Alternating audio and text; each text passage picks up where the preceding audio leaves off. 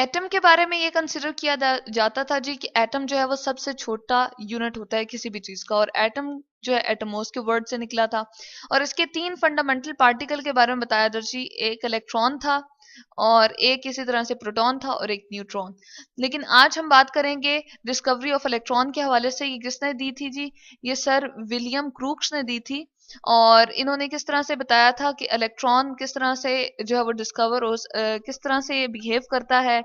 या discharge tube एक ले ली थी ग्लास की बनी हुई, और उसके अंदर इलेक्ट्रॉन की रेस को उसने ऑब्जर्व किया था और बताया था कि ये इस तरह से बिहेव करती हैं। और कब बताया था जी?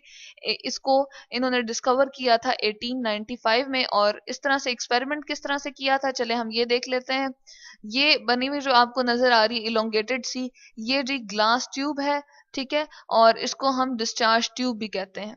ग्लास ट्यूब या डिस्चार्ज ट्यूब क्यों कहा जा रहा है? डिस्चार्ज ट्यूब एक शीशे की बनी हुई ऐसी ट्यूब होती है जिसके अंदर बहुत प्रेशर कम रखा जाता है। किसी भी गैस का प्रेशर बहुत कम होता है, और वो कितना होता है जी? 0.0001 एटीएम। जिस तरह एटीएम जो है वो यूनिट है प्रेशर को मेजर करने का। हमारे इन्वायरमेंट में जो गैस मौजूद है, जिस तरह ऑक्सीजन है, नाइट्रोजन है, ये सारी इन्वायरमेंट में जो गैसेस मौजूद हैं, इनका कितना प्रेशर जी? 1 एटीएम है। जबकि हम इसको जब यूज कर रहे होते हैं तो इसका कितना होता है? 0.001। तो यहाँ पर एक ऐसी गैस बीच में रखी जाती है जिसका प्रेशर बहुत लो होता है, और साथ में ये करते हैं कि इवैक्यूएशन कर देते हैं, वैक्यूम पंप लगाया होता है, और एक्स्ट्रा गैसेस को क्या कर देते हैं जी? बाहर निकाल देते हैं, ताकि यहाँ पर सिर्फ और सिर्फ वो वाली गैस रह सके जो हम रिक्वायर्ड करते हैं, यहाँ पर रखी जाती है। उसके बाद ये जो आपको रेड कलर के दो नजर आ रहे हैं, एक ये है और एक ये है, इसको कहते हैं जी कैथोड, और इसको कहते हैं एनोड।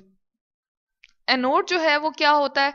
अटैच होता है पीछे बैटरी से वायर के साथ। इसी तरह से कैथोड भी अटैच होता है पीछे बैटरी से वायर के साथ।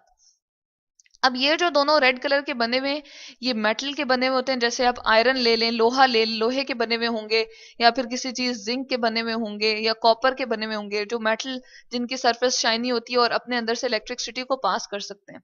तो यहाँ से हम क्या करते हैं, बैटरी को हाई वोल्टेज दी हुई होती है। यहाँ पर आपको दो टर्मिनल नजर आ रहे हैं, पॉजिटिव और नेगेटिव। जो आपके पास ये मेटल का इलेक्ट्रोड, इलेक्ट्रोड का मतलब होता है जी, इलेक्ट्रो का मतलब होता है चार्ज, ठीक है। और टोड यानी कि एक ऐसी हमने मेटल की एक प्लेट से बना दी है जिसके अंदर से चार्ज जो है वो क्या कर सकता है? मूव कर सकता है। तो हम कह देते हैं कि ये जो है आपके पास क्या है? इलेक्ट्रोड है, ठीक है। इसी तरह से ये भी इलेक्ट्रोड है। अब एक इसको इलेक्ट्रोड को हमने पॉजिटिव टर्मिनल से बनाया, तो इसलिए इसके ऊपर चार्ज कौन सा जी? पॉजिटिव, और इसका नाम क्या दे दिया है? एनोड। इसी तरह से इसको नेगेटिव टर्मिनल से हमने मिलाया और उसका नाम क्या रख दिया? कैथोड।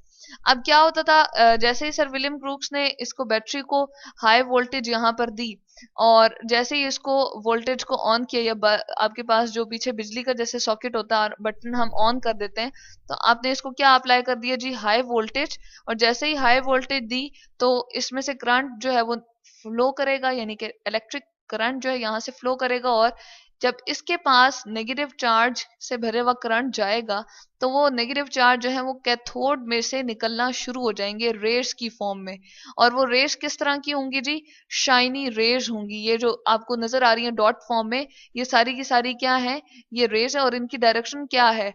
नेगेटिव से पॉजिटिव की तरफ। और ये किस तरह की होती हैं? शाइन कर रही होती हैं। जिस तरह आप ट्यूबलाइट ही अपनी देखते हैं, बिल्कुल उसी तरह से आप एग्जामिन कर सकते हैं कि ट्यूबलाइट बनी हुई है, और उसके एक तरफ मेटल का इलेक्ट्रोड है, दूसरी तरफ भी इलेक्ट्रोड है। और जब करंट को पास किया तो क्या हुआ जी? इसमें से रेज निकल रही हैं, और जिनकी हम क्या कहते हैं, उनकी कैरेक्टरिस्टिक्स क्या है जी? वो शाइनी रेज होती हैं। तो इसमें से जो शाइनी रेस सॉरी गुजर रही हैं और पास हो रही हैं और प्रोड्यूस हुई हैं, इन्हीं शाइनी रेस को जी हम क्या कहते हैं? Cathode rays. और इन्हीं को जब इनकी प्रॉपर्टी स्टडी की गई, इसकी खसूसियात को जब हम देखते हैं, तो ये असल में क्या होते हैं जी? ये इलेक्ट्रॉन्स होते हैं। और इसी तरह से इलेक्ट्रॉन जो थे वो डिस्कवर हुए थे। अब इलेक्ट्रॉन्स इसलिए हम कह रहे हैं कि इनकी नेचर क्या है? इलेक्ट्रॉन के ऊपर चार्ज क्या होता है?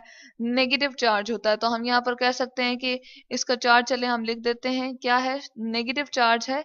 और जैसे ही इनके ऊपर नेगेटिव चार्ज होता है, तो ये किस की तरफ अट्रैक्ट होंगे? अपने ऑपोजिट एक चीज चार्ज के ऊपर, एक ऐसी चीज की तरफ अट्रैक्ट होंगे जिसके ऊपर ऑपोजिट चार्ज होगा, नेगेटिव हम कहते हैं कि इस तरह से होता है तो इसका ऑपोजिट जो होगा वो पॉजिटिव होगा, तो इस तरफ अट्रैक्ट होती हैं और बिल्कुल ये परपेंडिकुलर मूव करती हैं। जैसे ये आपको इलेक्ट्रोड नजर आ रही है, ये चले हम यहाँ बना देते हैं, इस तरह की बनी हुई है, और इसमें से परपेंडिकुलर निकलेंगी, यानी कि बिल्कुल यूं सीधी निकलेंगी, और इनका एंगल क्या होगा जी, यहाँ पर 90 होगा। तो हम कहते हैं कि ये जो रेस निकल रही होती हैं कैथोड रेस, ये कितने एंगल पे निकलती हैं जी, इलेक्ट्रोड के सरफेस के 90 एंगल पे निकलती हैं, और हम कहते हैं ये परपेंडिकुलरली आगे सीधी जो है वो मूव कर जाती हैं, किसकी तरफ जाती हैं, एनोड की तरफ, जिसके ऊपर चार्ज क्या होता है, पॉजिटिव।